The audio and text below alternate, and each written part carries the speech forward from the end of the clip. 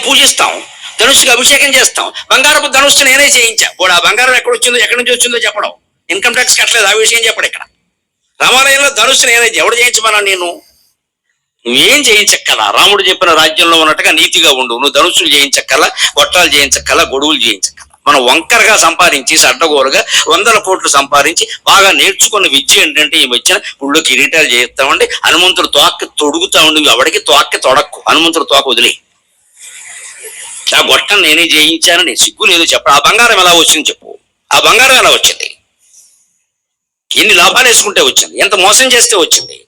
ఆ బంగారం గుళ్ళో పెడతావా? అది పాపం కాదు అది. అందుకే దేవుడు చాలా గొప్పవాడండి. వెంకటేశ్వర స్వామి సహా అందరూ కిరీటాలు పెడితే పెట్టించుకుంటారు. పెట్టిన వాడిని మాత్రం చెంచలగూడలోనే పెడతారు దేవుడు ఖచ్చితంగా. ఎవరిని వదిలిపెట్టండి. మనం అమాయకులం కావచ్చు, మా సైనికులు పోలీసులు కూడా అమాయకులు కావచ్చు.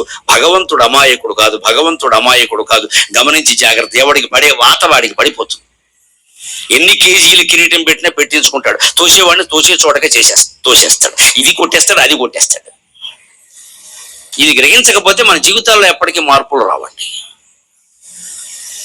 చాలా మందికి నర్సవని తెలుసుంటూ కూడా భగవంతుడు నాకు ఇంత ధైర్యాన్ని, ఇంత జ్ఞానాన్ని ఎందుకు ఇచ్చాడంటే ఈ యుగానికి ఇది అవసరం. అందుకే నాకు ఆ జ్ఞానం ఇచ్చాడు, నాకు ఆ ధైర్యాన్ని ఇచ్చాడు. నేను ఎక్కడ ప్రవచనం చెప్పినా ఒకే ధైర్యంతో రైలెక్కుతా. వీళ్ళు నన్ను మళ్ళీ పిలవరు అనుకుని రైలెక్కుతాను నేను. ఖచ్చితంగా నిర్ణయంతోనే మళ్ళీ నన్ను పిలవరు అనుకుని పెడతాను. కానీ ఆశ్చర్యం ఏంటంటే వచ్చిన చోటకే 3 నెలలు తిరగకుండా మళ్ళీ వస్తున్నాను నేను. అంటే వెనకాల అమ్మవారు చూసుకుంటుంది, వ్యవహారం అంతా అమ్మవారు చూసుకుంటుంది. నాకు అనవసరం అది. నా ధర్మం నేను చేస్తున్నాను. ఎవరికో నచ్చదేమో, వారు ఎవరో తంతారేమో, కొట్టేస్తారేమో, కాల్చేస్తారేమో, ఈ బెంగేం లేదమ్మా. మహాత్మా గాంధీనే కాల్చేసుకున్న దేశం ఇది. ఎంతకంటే మనం ఏం గొప్పవాళ్ళం కాదు. ఇక్కడ పోయినా బెంగేం లేదు. కానీ నిజం చెప్పాం, నిష్కర్షగా మాట్లాడాం, సత్యం మాట్లాడాం. అప్పుడు నేను రాజమండ్రి నుంచి విమానం ఎక్కినా, గోదావరి ఎక్స్ప్రెస్ ఎక్కినా ధైర్యంగా ఎక్కుతా, చాలా హాయిగా ఎక్కుతా. నాకు నిద్ర పట్టని రోజు లేదు నా జీవితంలో. దానికి కారణం నా జ్ఞానం, నా ధైర్యం, నా నిజాయితీ అంతే లెక్క. నాకు నిద్ర పట్టని రోజు లేదు. రోజుకో హోటల్లో ఉంటాం, రోజుకు ఒకళ్ళ ఇంట్లో ఉంటాం, ఓ రోజు రైల్లో ఉంటాం, ఓ రోజు విమానాల్లో ఉంటాం. నాకు నిద్ర పట్టని రోజు లేదు. ఎందుకంటే నా మనసులో ఏమీ లేదు, అంత ఖాళీ. వేదిక దిగితే నమశివాయ, ఇంకేముండదు ఇక్కడ. ఏం మాట్లాడాను, దీని పరిణామాలు మాట్లాడింది అమ్మవారు, నాకు సంబంధం లేదు. నేను కేవలం మౌత్ పీస్. నాకు ఈ మైక్ మౌత్ పీస్ అయితే అమ్మవారికి నేను మౌత్ పీస్. మాట్లాడింది ఆవిడ చూసుకుంటుంది. నేను మాట్లాడవలసిందే మాట్లాడుతున్నాను. అవినీతికి మూలం ఏదో స్వార్థం కాదండి, అజ్ఞానం అంటే ఏమిటో తెలుసా? మనిషి ఎంతసేపు ఈ దేహమే నేను అనుకుంటాడు. ఇదే అజ్ఞానం. అందుకోసమే దేహం కోసం, దేహ బంధాల కోసం ఇన్ని 100 కోట్లు సంపాదిస్తున్నాం. లేకపోతే అవినీతి ఎందుకండి? లక్షల కోట్లు సంపాదించిన వాడినైనా మీరు చూడండి, 2 పూట్ల అన్నం తింటున్నాడా? లేదే. ఒక పూట తింటాడు, ఒక పూట చపాతి. ఈ చపాతీకి ఇన్ని 100 కోట్లు ఎందుకే? పని లేక. అది తిన్నది అరగదు. మళ్ళీ పోనీ సరైన బట్టలు కట్టుకున్నాడా? మీరు అవినీతి పరులు అని పేరు పొందుతున్న నాయకులను కూడా చూడండి, మామూలు బట్టలోనే ఉంటారని. ఏం పెద్ద ఫ్యాషన్ డ్రెస్లే ఉండవు, వాళ్ళకి అవకాశం లేదండి. పోనీ రాత్రి ఏమైనా పడుకోగానే నిద్రపడుతున్న పట్టదండి. ఎందుకంటే మంచం కింద డబ్బే, మరుగుదొడ్లోనూ డబ్బే. నిద్ర ఎలా పడుతుంది? ఎప్పుడెప్పుడు రైటింగ్ చేస్తాడో తెలియదు. వెంటనే వీడికి కళ్ళు తిరిగిపోతూ ఉంటే మురిచిపోతూ ఉంటాడు. ఎందుకంటే మీరు దొంగ పని చేసిన తర్వాత అలాగే ఉంటుంది. అంచేది అజ్ఞానం అవినీతికి మూలం మనం గ్రహించాలి. గ్రహించవలసిన జ్ఞానం ఏమిటంటే, ఇంత డబ్బు సంపాదించినా నాకు తినడానికి లేనప్పుడు, ఉండడానికి లేనప్పుడు, నిద్ర పట్టనప్పుడు, నిత్యం భయంతో చచ్చిపోయేటప్పుడు ఈ డబ్బు నాకెందుకు అని గ్రహించడమే జ్ఞానం. అప్పుడు ఖచ్చితంగా మనిషి నీతిమంతంగానే ఉంటాడు, అవినీతి పని చెయ్యడు.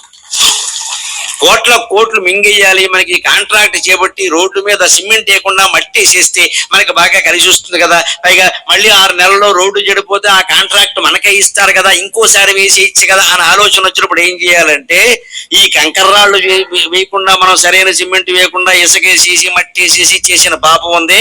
ఈ వేయకుండా దాచిపెట్టిన రాళ్ళన్నీ మన గాల్ బ్లాడర్లో ఎడతాయి. ఇప్పుడు అంతమందికి గాల్ బ్లాడర్లో రాళ్ళు సమస్య. గాల్ బ్లాడర్ ఆపరేషన్ అంటాడు, అక్కడి నుంచి క్యాన్సర్ వచ్చింది అంటాడు, దానికి ఆపరేషన్ అంటాడు. వీళ్ళు సంపాదించిన ₹1,00,00,000 క్యాన్సర్కి సరిపోయాయి మొత్తం. ఇక్కడ పెళ్ళం బిడ్డలు ఏడవడం సరిపోయింది. అప్పుడు ఏమంటాడు, మంచమే పడుకు ఇంత సంపాదించాం కానీ తినడానికి లేదా, ఆసుపత్రులకు పోసేసాం. మరి తెలియదా? మరి రోడ్డు అడ్డగోలుగా వేస్తే అలాగే ఉంటుంది. ఇక్కడ కాంట్రాక్ట్ ఒప్పుకున్నప్పుడు చెయ్యాలి కదా. 90% సిమెంట్ ఉండాలి కానీ 10% సిమెంట్ ఉండి 90% ఇసుకేస్తానంటే అలాగా ఎందుకు వేస్తాం మనం? డబ్బు కోసమే కదండి. డబ్బు ఎందుకండి? ఆలోచించండి. డబ్బు ఎందుకు? ఏం చేసుకుంటాం? మనకి మన పిల్లల కోసం. ఎవరికైనా ఈవేళ 10 మంది పిల్లలు ఉన్నారా?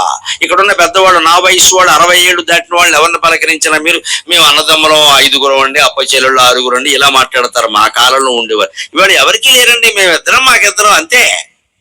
మూడోవాడు ఉంటే ఆక్షేపణే. 2 పిల్లలు మించి లేరా?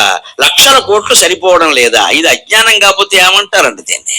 ఈ దేహం కోసం, ఈ దేహంతో బంధం ఉన్న భార్య, భర్త, పిల్లలు, ఈ 4 సభ్యుల కోసం ఇంత దేశాన్ని మోసం చేయాలా? ఇవాళ మన సంస్కారం ఎంత దిగజారిపోయింది అంటే, అక్కడ పోలీసు ఉంటే ఎడమే పెడతాడు, పోలీసు కనుక లేకపోతే కుడివైపు పెడతాడు. ఎందుకు వెళ్ళామంటే పోలీసు లేడిగా అంటాడు. అంటే అడుగడుక్కి పోలీసులు ఉంటారా? అమ్మాయిల మీద అత్యాచారాలు జరుగుతాయి. వెంటనే మనం విమర్శించేటప్పుడు పోలీసులు ఏం చేస్తున్నారు? ఏం చేస్తారు?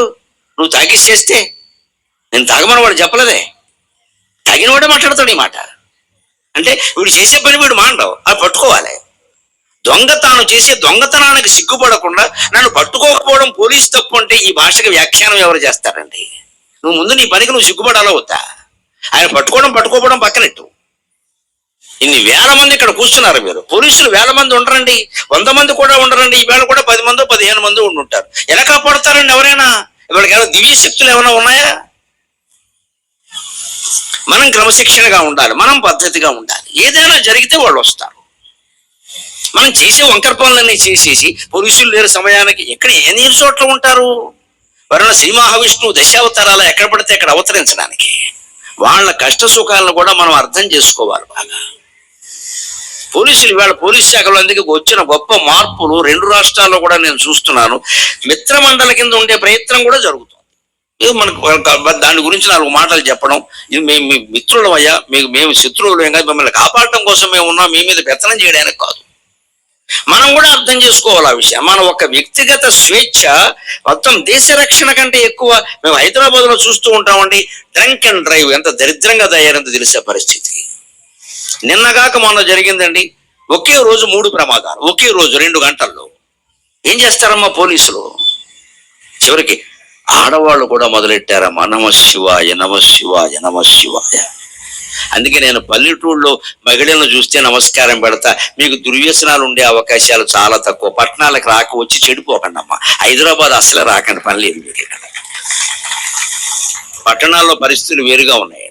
మగాడు తాగితే మేము తాగకూడదా? మగాడు తిరిగితే మేము తిరగకూడదా? ఇదా స్వేచ్ఛ? ఇదా స్వేచ్ఛ?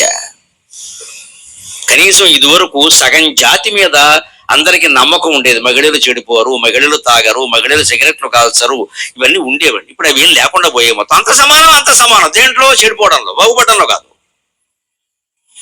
చదువులు ఉద్యోగాలు సమానమైతే పర్వాలేదండి, తాగడంలో సమానమా? ఒక పోలీసు ఒక ప్రసిద్ధ కుటుంబానికి చెందినటువంటి అమ్మాయిని డ్రంక్ అండ్ డ్రైవ్ లో పట్టుకుంటే మా నాన్న ఎవరో తెలుసా అందండి. మన్నాడు పేపర్లో వచ్చింది. నేను పేర్లు చెప్పడంలా కావాలని, ఎందుకంటే మంచి ఉంటే మైకులో చెప్పమన్నారు, చెడు ఉంటే చెవులో చెప్పమన్నారు. కానీ చెప్పాలి విషయం. పోలీసు ప్రశ్నిస్తే ఏమిటమ్మా తాగి నడుపుతున్నావు అంటే, మా నాన్న ఎవరో తెలుసా? నువ్వెందుకు తాగావని అడుగుతా మా నాన్న ఎవరంటా బుద్ధి ఉందా నీకు అంటే రికమెండేషన్. మా నాన్న అంత పెద్దవాడు కాబట్టి నన్ను వదిలేయి.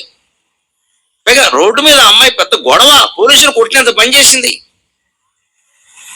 ఈ స్థితిలో మహిళలు పురుషులు అందరూ మొత్తం పోలీసుల మీద తిరగబడుతూ రకరకాలుగా మాట్లాడితే, ఒకవేళ వాళ్ళు ఏదైనా లాఠీతో దెబ్బ కానీ వెంటనే వాళ్ళకి ఫోన్, మా వాడిని వదిలేయి, మా వాడిని అందరిని వదిలేస్తావా? ఈ దేశాన్ని వదిలేయండి.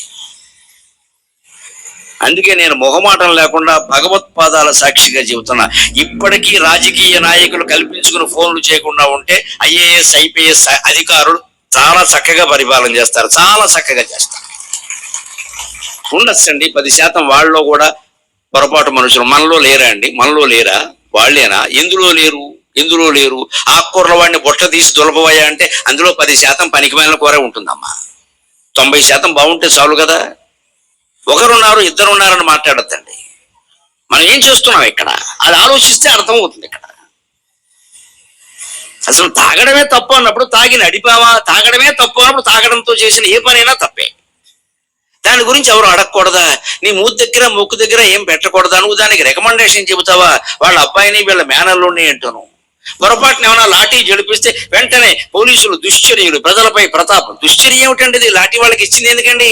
లాఠీకి దండం పెట్టుకుని అభిషేకం చేయడానికే, చిదగొట్టడానికే ఇచ్చారు. దాన్ని ఉపయోగించకపోతే లాఠీ ఎందుకంటే పని లేక, తుపాకీ వాడకపోతే సైనికుడి దగ్గర తుపాకీ ఎందుకంటే తల కింద పెట్టుకు పడుకోవడానిక, అలా పెట్టుకుంటే ప్రమాదవశాత్తు పేలుతుంది, ఆయన పోతాడు. కాల్చవలసిన వాడిని కాల్చడానికే తుపాకీ, కొట్టవలసిన వాడిని కొట్టడానికే లాఠీ. నా దృష్టిలో లాఠీ అంటే కనకదుర్గాదేవి చేతుల్లో ఆయుధం. దాన్ని గౌరవించండి, దాన్ని గౌరవించండి. అమ్మవారి చేతుల్లో ఆయుధాలు ఎందుకు ఉన్నాయండి? దేవతల చేతుల్లో, దేవతల అహింసామూర్తులు కదా, ఆలోచించండి. రాముడి చేతుల్లో ధనుస్సు ఎందుకండి? అందుకే పోలీసు చేతుల్లో లాఠీ. అత్తాకోడళ్ళ తగలదారే అసెంబ్లీలో కూడా జరుగుతున్నాయి. అవి వేరు ఇవి వేరు కాదు. వాళ్ళందరినీ మనమే ఇక్కడ బాగా పెంచి పోషించి అక్కడికి పంపించాం. అరవండరా అబ్బాయిని వాళ్ళు అరుస్తున్నారు అక్కడ. ఇక్కడ లేని అరుపులు అక్కడ ఎందుకు వస్తాయండి? వాళ్ళ ఇళ్లలో ఏ తగాదాలు చూశారో, ఏ గొడవలు పడ్డారో, ఒక చిన్న ఆధిపత్యం కోసం కొట్లాట ఎలా జరిగిందో అసెంబ్లీలోనూ అలాగే జరుగుతుంది. ఎప్పుడు అలాగే జరిగింది, ఇప్పుడు అలాగే జరుగుతుంది. ఇక ముందు అంతే మనం మేల్కొనకపోతే. అంచేది అసెంబ్లీ రోగానికి వైద్యం ఎక్కడ జరగాలి అంటే అందరి ఇళ్లల్లో జరగాలి, ఇళ్లల్లో జరగాలి, ఇళ్లల్లో మార్పు రావాలి.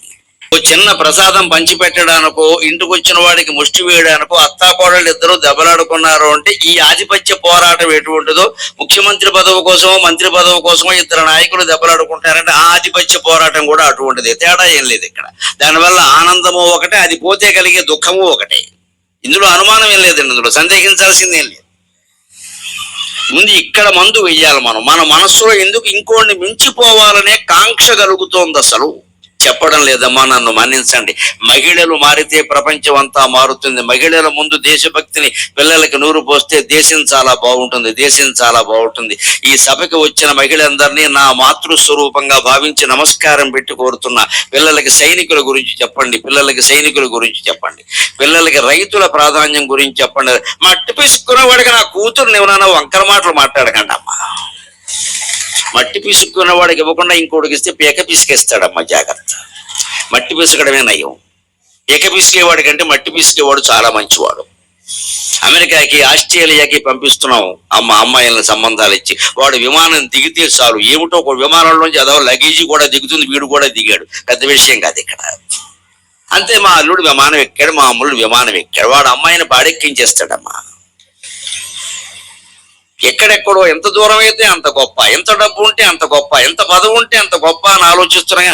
మన ఊళ్ళోనే మనకు హాయిగా బంధువర్గంలోనే 10 ఎకరాల పొలం ఉన్న కుర్రాడు ఉన్నాడు కదా, మంచి చాకులో ఉన్నాడు, గుణపల్లా ఉన్నాడు. పుట్టి పిల్లలు కూడా గుణపల్లాగే ఉంటారని వాడికి ఇవ్వాలి మా పిల్లని తీసుకెళ్ళాలి. ఎందుకంటే వాడు శుభ్రంగా మినపరొట్టు తింటాడు, తేనె వేసుకొని తింటాడు, జొన్న రొట్టు కూడా తింటాడు, సంగటి అందులో నంచుకుంటాడు, రాగి సంగటి, శుభ్రంగా బలంగా ఉంటాడు. బలంగా ఉండేవాడికి పిల్లనిస్తావా, బలంగా తోసేసేవాడికి పిల్లనిస్తావా, అమ్మేసేవాడికి?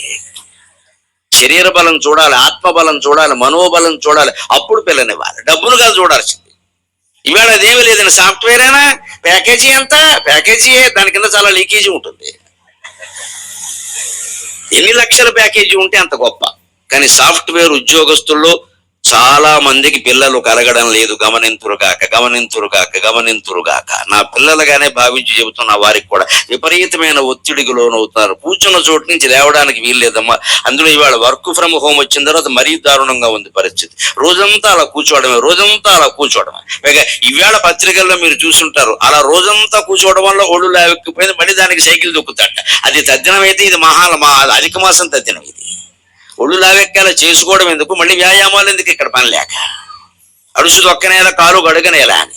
అదే రైతు కుటుంబాల్లో పిల్లలు ఎవరైనా అలా ఒళ్ళు పెంచే అవకాశం ఉందండి. పొలం వెళ్లాల్సిందే, ఒంగోవాల్సిందే, ఎండకి ఎండిపోవాల్సిందే, వానకి తడిసిపోవాల్సిందే, చలికి వణికిపోవాల్సిందే, మధ్యాహ్నం వరకు అక్కడ ఉండాల్సిందే. పెళ్ళాం తెచ్చినటువంటి కూడు ఇద్దరూ కలిసి కూర్చుని హాయిగా 2 ముద్దలు ఆనందంగా రైతుపేట సినిమాలో ఎన్టీ రామారావు గారు చూపించాడు అటువంటి దృశ్యాలన్నీ అద్భుతంగా ఆస్వాదిస్తూ తినవలసిందే. అలా ఇంటికి వచ్చి ఆనందంగా గడవలసిందే. ఏదో వీడి దగ్గర వాడి దగ్గర కెక్కేయాలి గొడవ లేకుండా. ఎక్కడో అక్కడ ఏమీ లేకపోతే గోడ దగ్గరికి వెళ్ళి తిట్టేయాలి, 4 తిట్లు శనుదులిపోతుంది. ఏమీ లేకుండా మనసులో పెట్టుకుని అలాగా భరించామనుకోండి, కష్టాలు బాధలు అనవలసిన మాటలు అనకుండా అన్నిటికీ భయపడిపోయి ఇదెందుకు అదెందుకు వారేమంటారు అని భయపడ్డాం అనుకోండి, డామ్మని వెళ్ళిపోతుందమ్మా గుండె. అనుమానం లేదు ఇక్కడ. అనవలసిన వాడిని అనవలసిందే, మొహమాటం ఎక్కడ మొహం మీద అనకపోతే స్టార్ట్ నేను అనవలసిందే. వాడికి కాకపోతే వాడి గురువులకో తల్లిదండ్రులకో ఎవరో ఒకరు చెప్పాల్సిందే, మీ పద్ధతి బాగులేదండి. లేకుండా ఎలా ఉంటామండి? ఏమీ అనకుండా లోపలే దాచుకుంటే ఏమవుతుందంటే అంతసిందే.